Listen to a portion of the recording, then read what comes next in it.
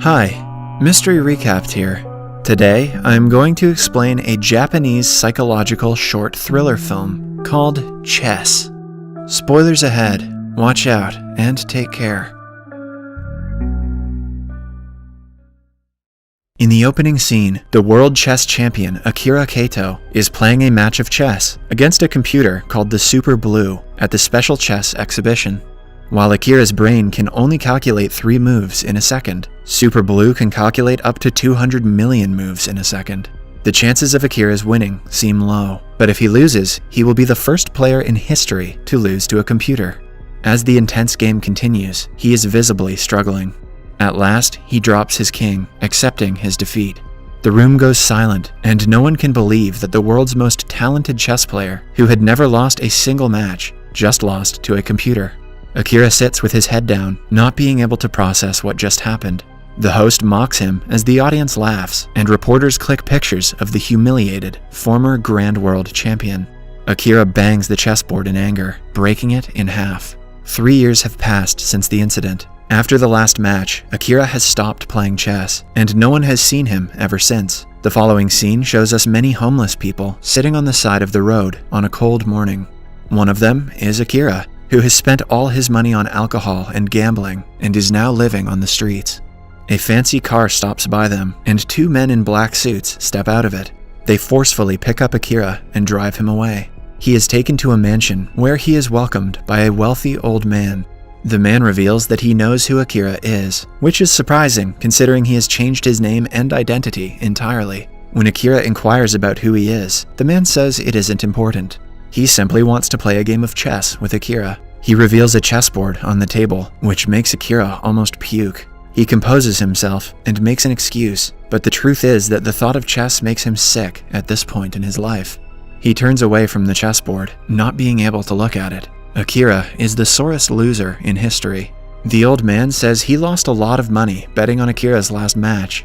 Since Akira doesn't have even a single penny, the man wants him to play a game to compensate for his loss. Akira is unsure about the man's actual intention, but he knows he doesn't want to do any business with him. To get out of the situation, he bluntly tells the man that he doesn't play chess anymore. Moreover, he doesn't want to be a millionaire's plaything. The man picks up the king on Akira's side and says that he has lost without even playing. This reminds Akira of his last defeat, which makes him furious. He stops the man and asks him to move his pawn instead. Satisfied that he has finally persuaded Akira, the old man plays his move. However, Akira refuses to turn towards the chessboard or touch the pieces. Without even looking, he tells the man to move all of his pieces, confident that he will win the game anyway. We notice that the old man is wearing an earpiece and talking to someone while playing. Akira walks to the window where he sees a group of men downstairs wearing white and black clothes and facing each other. The pattern they are standing in is exactly the same as the pattern on the chessboard right now. As the old man kills one of the pawns in the game, the man who is in the pawn's place is stabbed and killed.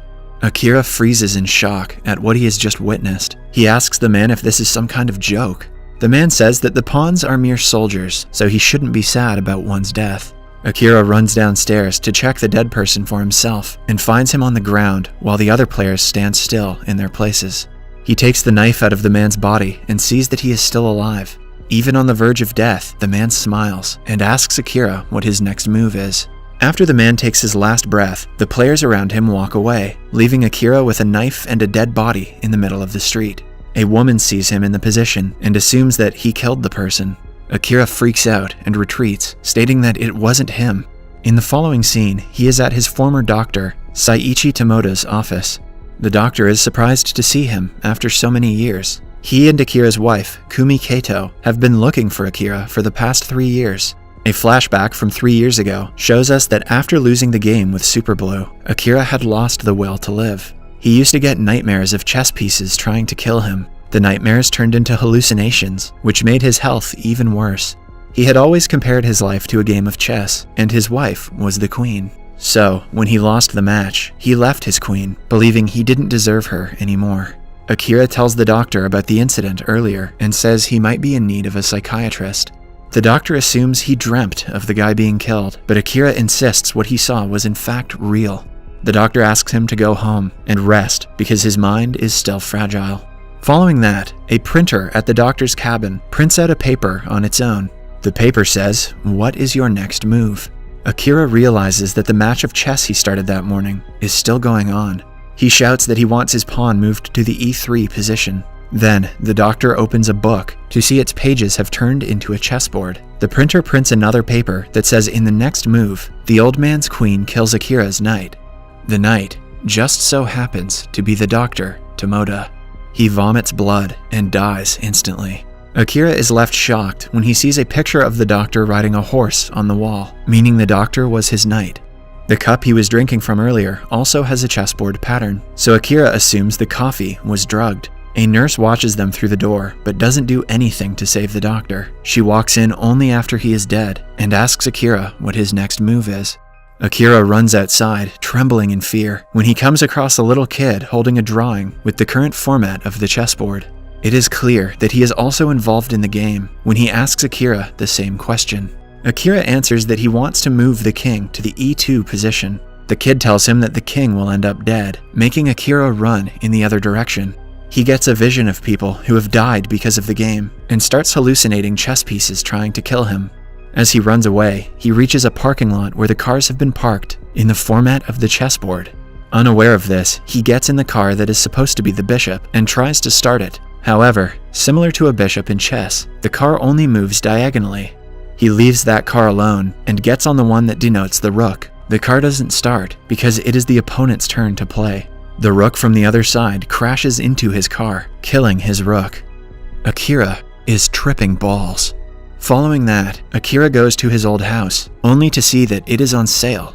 The rook, also known as the castle, was actually his house in real life. Now that Akira gets the hang of real-life chess, he realizes that the queen is his wife, Kumi, and her life is in danger as well. He goes back to the old man's home, claiming that he wants to quit playing the game, and asks for his wife. However, the old man asks Akira to accept his defeat and remove his king to the end of the game. This again reminds Akira of the time he was humiliated after losing a match with the Super Blue. He decides, screw his wife, his pride is more important.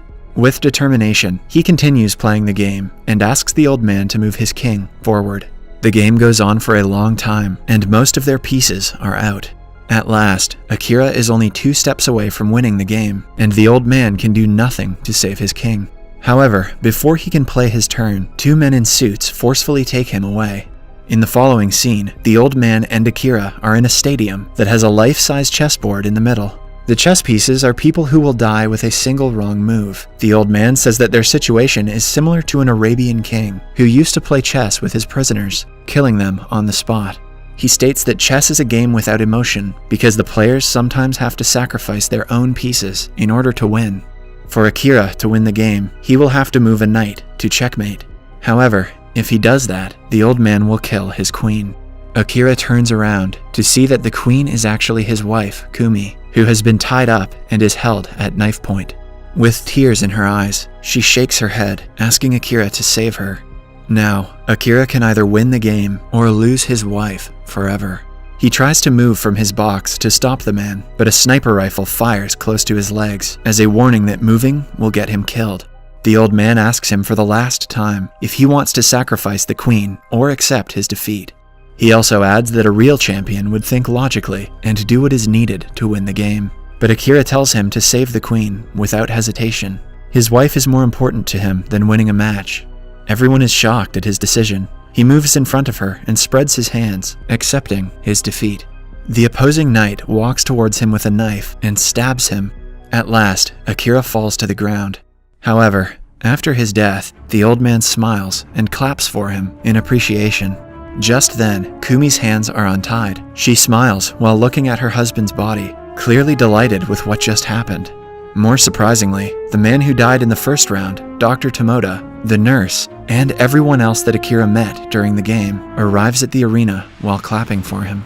Then, Akira gets up from the floor, confused as to why he isn't feeling any pain. It turns out that the knife he was stabbed with was fake. It is then revealed that the game was a trick to get Akira out of his depressive episode and make him play chess again.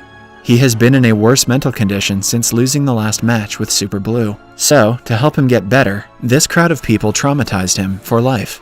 The doctor with Kumi and the old man orchestrated the entire game as a part of shock therapy. The old man is actually the inventor of Super Blue. He wasn't happy that his creation had made a great chess player like Akira stop playing. So to make up for his mistake, he organized and funded the game. This entire time, Akira was playing with Super Blue, who had been passing answers to the old man through his earpiece. The man reveals that the computer couldn't comprehend Akira's self-sacrificing move, because of which it has malfunctioned, meaning that he has finally won a game against the Super Blue. The movie ends as Akira and his wife hug, while everyone else claps for them. Subscribe for more videos like this, turn on notifications, and leave a like to help the channel out. Thank you for watching.